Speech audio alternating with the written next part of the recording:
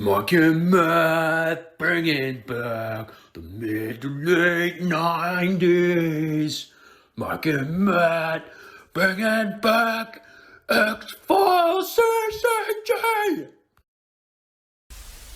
Welcome, everybody. This is a debut episode of our brand new show, and we have an amazing show. This is the Mike and Matt's, Matt and Mike's 90s Gen X rigmarole show, free for all. Let's just talk about awesome stuff that we grew up on, some stuff that changed our lives and affected our lives.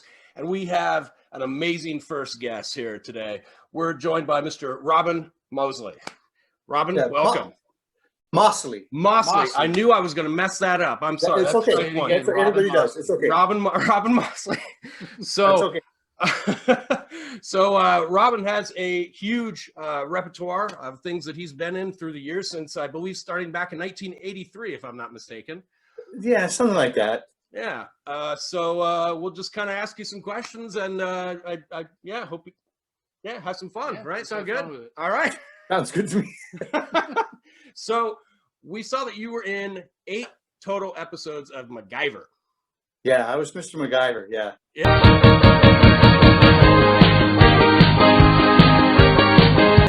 And the question I had about that, because MacGyver is such a beloved show, I watch it probably annually. Yeah. I wish it was on a media platform. You can't go on Hulu and watch it. It's kind of annoying. But some of the shows from the late 80s, early 90s, they don't seem to hold up to, I guess, today's kind of standards, if that makes sense. But the episodes that you were in, and the majority of the episodes in general, in my opinion, seem to hold up. How do you think about that? I mean, do you think the episodes kind of hold up today to those kind of standards, or?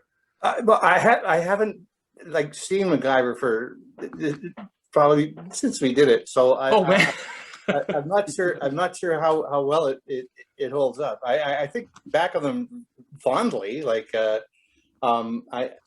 can't. Yeah, I don't know. I guess his mullet's probably not holding up all that well, but I'm convinced that's going to make a comeback. I'm already starting to work on mine. Yeah, I worked on. We did a couple of. Well, I did 2 timeless ones because he got bonked on the head and went into a coma and ended up back in the Wild West. So there was 2 of them where they were kind of like westerns, because I think Richard Dean Anderson had always wanted to do a western. So he talked him into letting him do that. So yeah, Nice.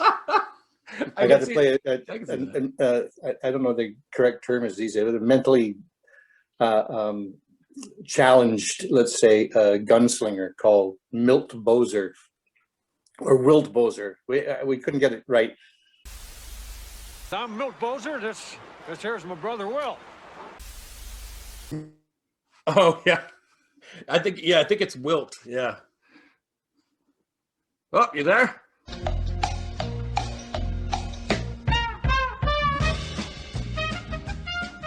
Are we back? We're back. So yeah, we're talking about MacGyver, and just kind of cool. You should really check them out. They're pretty wild to watch these days, because they're just so very old school and very chauvinistic. And I love it because every actor in Vancouver was in. I'd recognize all of my pals because everybody did him right. Oh yeah. There's just one of those moments. Richard Dean Anderson just looks at this pretty girl and he's just like, "Come here," and just starts making out with her. And I was like, "Okay, all right, we're doing that." Okay, I wouldn't fly anymore. Yeah. We did want to ask you. You were a doctor on the Outer Limits.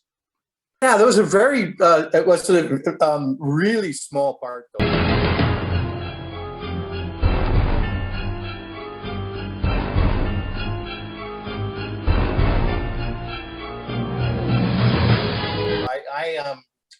I gave a fatal injection. It was in a prison. It was like a capital punishment thing. Mm-hmm. Really wonderful actor. Oh man, what was his name? He was the guard in Shawshank Redemption. Hadley, the main guard in Shawshank Redemption. Yeah, I don't know his real name though. I'm gonna look him up right now and put his name here. Okay. Yeah. He's a wonderful actor, and he's a really nice guy. But it's tiny little role. Blink and you would have missed me. It's right at the beginning. Yeah. And it's one of those things where he's to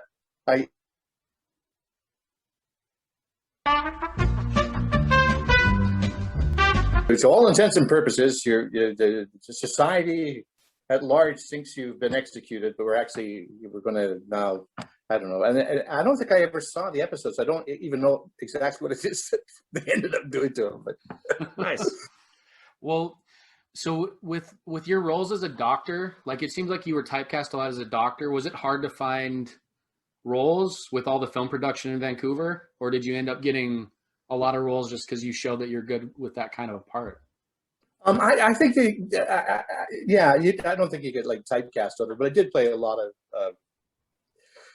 of doctors. But then I also played mentally challenged gunslingers as well. So there's that.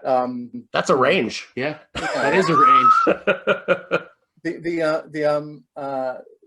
I remember going into for one of the auditions after like about the second Doctor, I think, for like my third Doctor on the X-Files, and I by that time I had to be confident enough that I could sort of like talk back during the auditions and stuff. And I said, what I'd really like, thank you very much for calling me in, and I really appreciate it. But what I'd really like, you keep calling me in for these doctors, and which is fine, but there, you have all this technical jargon to memorize, and you usually shoot me out in the morning, like there'd be 4 scenes, but they're all in the lab, and it's all this technical jargon. What I really want is to be a monster, because then you get like lots of makeup in the thing, and Yes, and all your lines are just like, which are easy to and then you're the last out the door at night because I got to take all the makeup off, Yeah. So if you could see your way clear to maybe casting me as a monster, I'd love that. And they all kind of laughed politely and nodded, and then cast me as another doctor. They kept getting small. They kept getting smaller and smaller. My first Doc, I was kind of like a guest star. Then the next, I was just kind of lurking around in the background, cooking people and stuff. And then the last one, I was like in a hazmat suit. You could only see like this much of me. I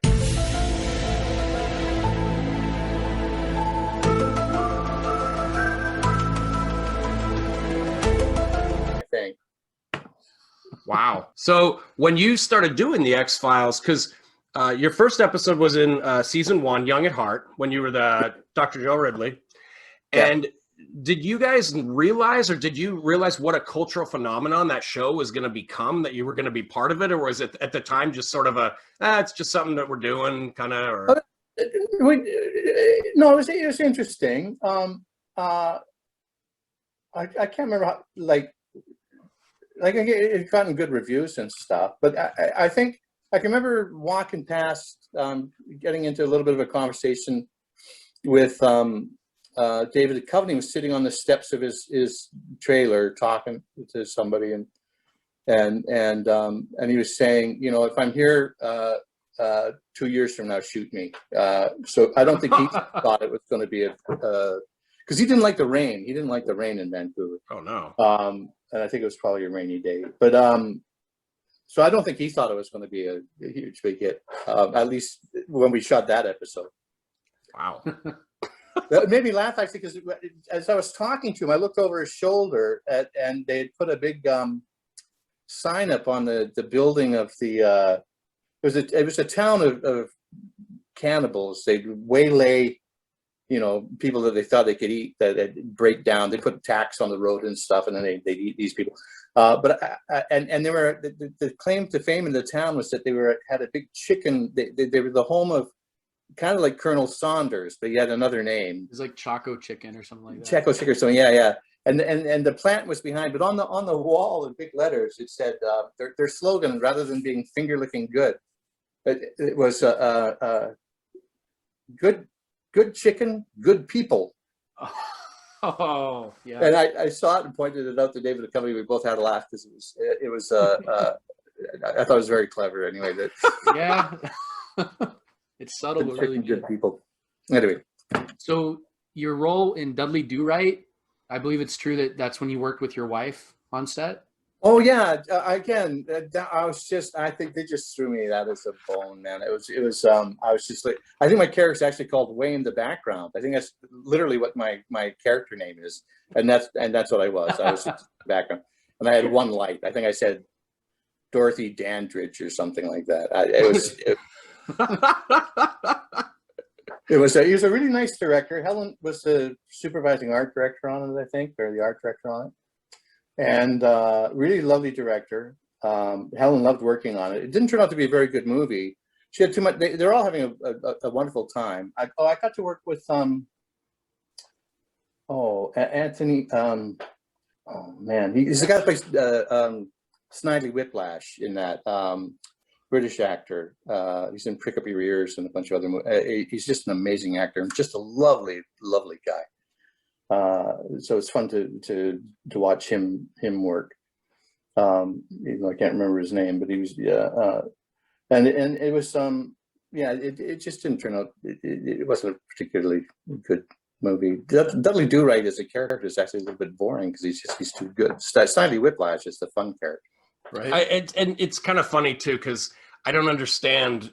Do people like Brendan Fraser or not? I mean, he's a good guy. Give him a chance. I don't know if are we supposed to like him? I don't get it. I really like his movies. I think he's going great. Back, Encino Man from the 90s. That was a great flick. Yeah. So.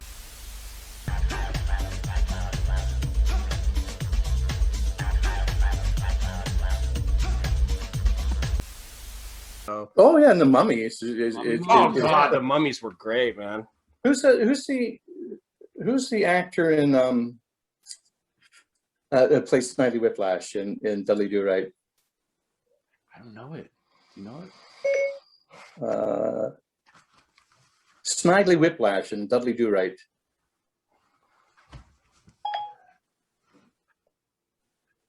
Oh, here he is. Alfred Molina. Alfred Molina. He's a wonderful actor, Alfred Molina, and he's the guy that played Snidely Whiplash.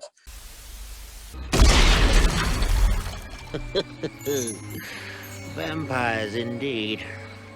Another week and I'll have those idiots thinking there's gold in their hills.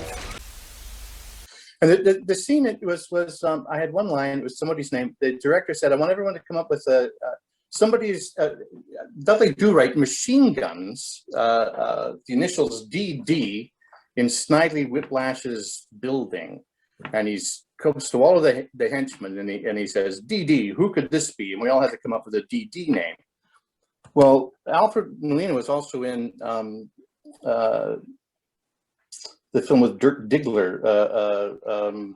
So I came up with Dirk Diggler. But because it was a porn star named, I guess, and it was a kid's movie, they didn't want me to do that. So I had to go with Dorothy Dandridge, which I don't think anybody knew. That was the only other DD. And the director liked it because he was an old guy, so he thought Dorothy Dandridge was funnier than Dirk Diggler. But Do you have any idea what this could possibly mean? Doris Day. Just a guess. Dom DeLuise. Daniel Day-Lewis. Snoop Doggy Dog. Daphne du Maurier. Oh, shut up. Could have been David Duchovny. It could have been David Duchovny. David Duchovny, yeah. I think that was before the X-Files, so I think. So you also did an episode of The Lone Gunmen after the X-Files, right? I love those guys. Those guys are great. They're all really, really lovely guys. I was the guest star, but I didn't get to do very much in it.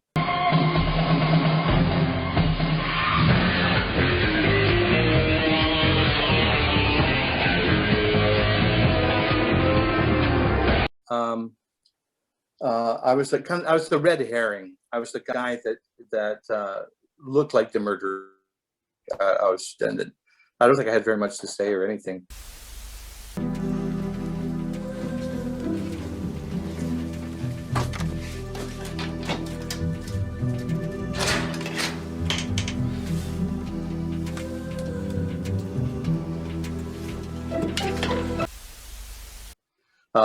The interesting thing on that particular episode was the guy that played Maud's husband was in it, and he was a wonderful little character actor. So I got to work with him, and that was great. And again, I can't remember his name, but if you ever saw the show Maud, Bill, his name's Bill something, so that was kind of a treat. And he was a really lovely guy. Yeah. Nice. Yeah, I was just curious because we, as you know, we had talked to Dean, and he had some just amazing stories about some shenanigans, and we wondered maybe if while you were on there, if they just said, "Hey, Robin, we're hitting the bar, let's go," something crazy like that. No. They were all working too hard, man. They were in every scene just about. So, Wow. yeah. Unfortunately, that show didn't take off. I think they ended up with like they felt that the gunmen couldn't carry the show by themselves, so they had to like a young romantic lead kind of guy that they stuck in there, I think. And I think that's sort of the element of the show that possibly didn't work. I don't know. Yeah, it was a fun show. It didn't run for very long. Yeah, it was fun. I think it was just on for the one season. Yeah. It was a nice spin-off. It was never meant to last, I don't think, but it was great while it lasted. Right. And I know they had fun making it. I mean, Dean has very fond memories of it. So Yeah. Yeah, I'm sure they did. Yeah. So you were in one of my all-time favorite movies, Elf. And Oh, yeah. you were in the mailroom, and we're curious how much of the dialogue was unscripted. Like, was it? Oh no, it was all scripted. Was it really? Yeah, it was all scripted. They let him, improvise, but the little scene that we did, it was scripted.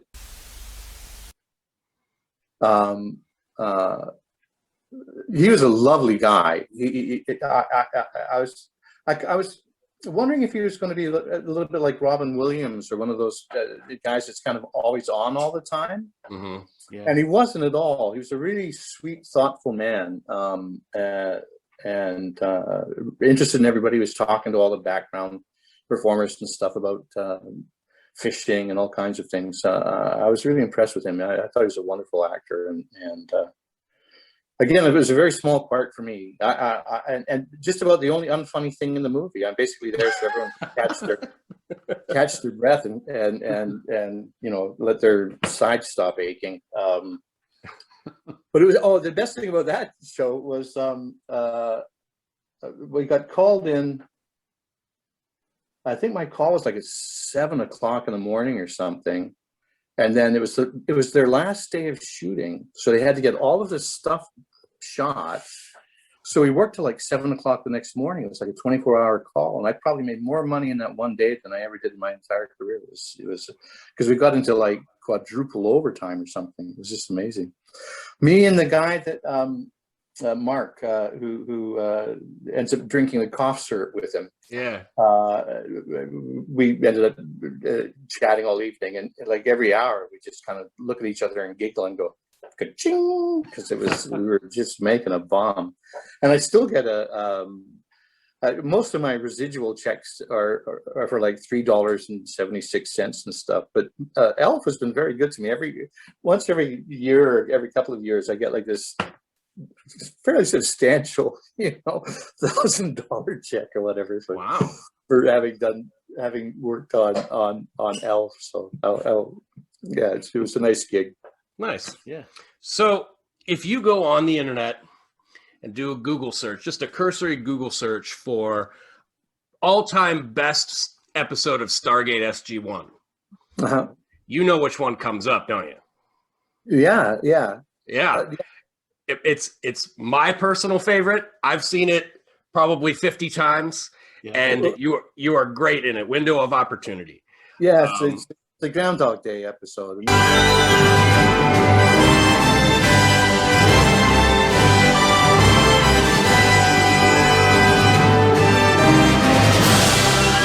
Exactly. Funny. And personally, I thought your role in that was amazing in that there was so much emotion behind it, because it was a man that had just lost his wife, and he was trying to do everything he could, but in the end, he realized he couldn't relive the pain that he went through. And it was expressed so genuinely with your acting. And first off, I just want to thank you for that performance, because it's amazing. It really makes the episode truly special. She died from a congenital heart weakness. Not even the ability to travel time could change that. Then why are you doing this? To be with her once more. Malachi, the device doesn't work. never did. It never did. You're living proof. And then I also wanted to ask, what was it like to film that? Was it more of a fun, lighthearted episode because everybody was sort of doing the Groundhog Day thing? Or, was it just sort of boilerplate? Well, not my scenes were all kind of serious. So Yeah. the tone was reasonably serious. You can't change what happened to her. I can touch her face again. Talk with her. Hear her laugh. Like you remember. Yes. Then what'll happen? She'll die. Then what? You start over. But I worked with those guys before on MacGyver, right? So it was really nice. They really made me feel welcome and comfortable. And the director, Peter DeLuise, is a really lovely man, and I worked with him a couple of times, and I think he just kind of liked me. So yeah, that was a really good experience. I really enjoyed that. On the flip side, I'm also in probably the worst Stargate, so there's that as well, because I'm in the episode where the whole plot is we go to this planet, and if you fall asleep, you die, but you die in your sleep. So it's all just people trying to stay awake, and it's like the most boring. It's a terrible premise for it. Sorry for that. Dr. Reimer? What's wrong? Has his condition changed? Well, you could say that. He's dead.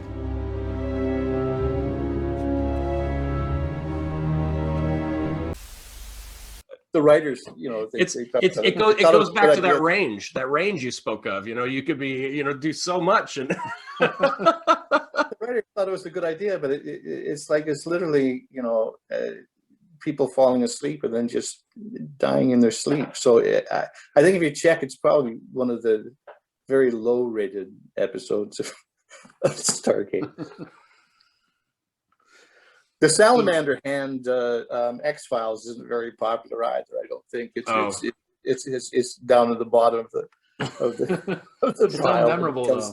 it's good. I love it. Come on! Where's the paper? Come on! Yeah. You had to wear contacts for that, right? Yeah. So the thing I remember about that is the director, they booked a lot. They thought it was going to take longer to shoot it because there was a lot of sort of technical dialogue and stuff. But I'd wandered around my neighborhood just drilling that stuff into my head. So we shot all the coverage, and then we shot the thing, and we basically were doing it like in single takes and stuff. So we finished it, and the director turned to the crew and said, "Well, everyone gets the afternoon off because Mr. Mossley has done such an excellent job," or something to that effect. And I got a huge round of applause from the crew because I had screwed things up and made them hang around for another bunch of time, work time, right? I think I'm remembering that correctly. Maybe they just said that to everybody. So the roles you've played over the years after Stargate, up until like 2011, what have you gone on to do after that? Like, do you still pursue acting, or do you have? Well, no. What happened is I really stopped enjoying acting, which is because I loved it when I first started out, but I got really anxious. I got really I stopped enjoying the auditions and the work and stuff. I got really stressed. It never showed. I don't think I ever, I was still booking things and I'd be really stressed, and I'd go and I'd do the day's work, and then they'd always go, "Oh, nice job," and I like, I never embarrassed myself or anything. I continued to do, I think, you know, competent work or whatever, but I just really stopped enjoying it, and it was because I got anxious, because I got nervous about it, and so before, when I first started acting, and I was like really enthusiastic and loved it, and especially like doing theater and stuff. When I started going to university and that, and they'd go, "Well, we want you to play a 80-year-old German doctor or wherever," and I'd be, "Oh yeah, yeah," and I'd get the shoe polish, and I could do anything, you know. And then by the end of my career, I'd come home and a little light would be flashing on the answering machine, and I think, "Oh God, I hope it's not my agent. You know, what fresh hell is this?" And it was always you know, the roles always be, again, like 5 pages of dialogue, and your audition would be like at, you know, 10 o'clock the next morning. So I'd be up all night. That's back when I smoked. So I'd be smoking, like trying to learn the lines and stuff, and you're going to do the audition. And then if I booked it, it was like, "Oh man, no," and I'd be, you know, up all night for a week cramming the lines and stuff. I'd be wandering around on set, running the lines, and worrying about doing a good job, you know. And like I said, I never embarrassed. I could still do the work, but I wasn't enjoying it. And then what happened is, in 2011, my mom started to get Alzheimer's, and my dad went into the, he was doing fine. He was 89, 88, 89. And he was still driving, doing all the shopping, and preparing all the meals and stuff. But he went into the hospital. He got some weird blood disease, and he went into the hospital for like a couple of months. And when he came out, he couldn't look after my mom anymore. And my mom, we didn't realize how bad my mom was. And so then I started kind of being like a caregiver for my parents. And Helen, at that point, even back then, her career, my wife,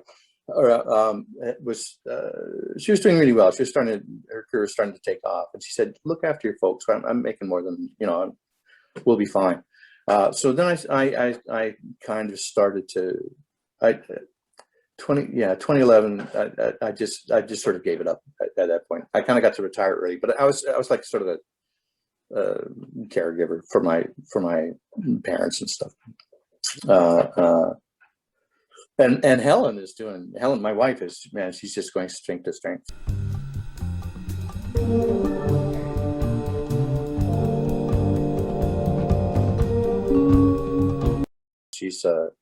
She started working, she did all these huge big features in Vancouver as a supervising art director, like Mission Impossible. And one year she had the 2 biggest movies in the world. I think she did like the Mission Impossible, and she did Planet of the Apes. Wow. And then she's really good. She gets on well with the people like her. So the production designers that she worked with want her to come, you know, want to work with her again. So the guy that she did Mission Impossible with, pals with George Clooney, and said, "Do you want to come to Germany and do Monuments Men?" And that's when she did that. Then she sort of became an international supervising art director. So then she started working. She's British, so she's got a British passport, although she's been in Canada since like 72 or something. But so then she started working she went to Beijing and did a Zhang Yimou movie called The Great Wall.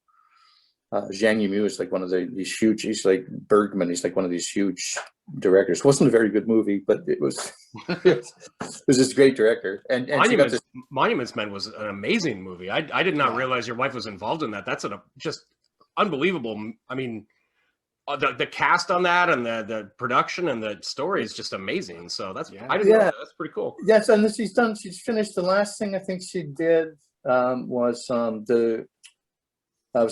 I got to work with her friend Jim, who did the Mission Impossible Monuments Men, and it was another Clooney movie. It was that the science fiction movie that Clooney just did, and that was shot in Britain. And we spent quite a bit of time in Britain while she was working on that one. The Midnight Sky, I think that's what it's called. Oh yeah. So he's like the last man on Earth, basically, or he thinks. Yeah. Yeah, I saw that. That was a really good movie. I didn't. Yeah. That was filmed in England, huh? It was like Yeah. all snowy and everything. That's, Yeah, it was Oh no, like- but, well, also Iceland. They tried. She didn't do the Iceland component. She did. Yeah,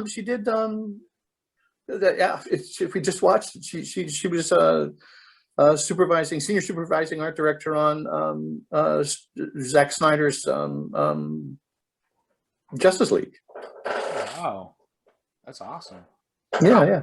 so you had mentioned to me. She's doing great. Yeah, you had mentioned to me that you know the timing that you wanted to do. Glad to do the interview with us, and you said, "Can we make it a little bit early because I have to make my wife a martini at a certain point." And I did not understand the importance of that, my friend, until just now. Because if I were you, I would be making my wife martinis as well. That is. You just I'm turning 66 on the 3rd tomorrow. Yeah. Oh, Yeah. And when I turned 65, it was the beginning of the COVID, and the restaurants all closed down, and we didn't do like too much. It was kind of so this year. What's happened is she's just got a production designer, a friend of hers, called her up and wanted her to do the remaking Shogun. Which was a mini-series with Richard Chamberlain back in the 80s. Yeah. Huge, big, best-selling novel by James Clavell.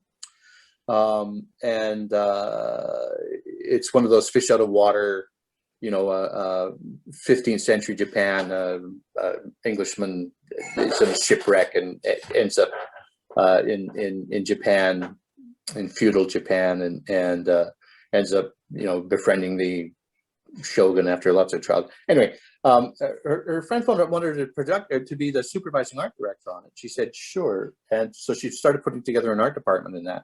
And what happened is the show that he was working on, the production designer was working on over in England, because of COVID, it got extended. So he couldn't do the job. So he had to go to the producers in Helen and say, I'm not going to be able to do it. And they started casting around for another production designer. And Helen wasn't, she's at a point in her career, she wants to work with people that she knows she can collaborate with, and people that she knows, kind of.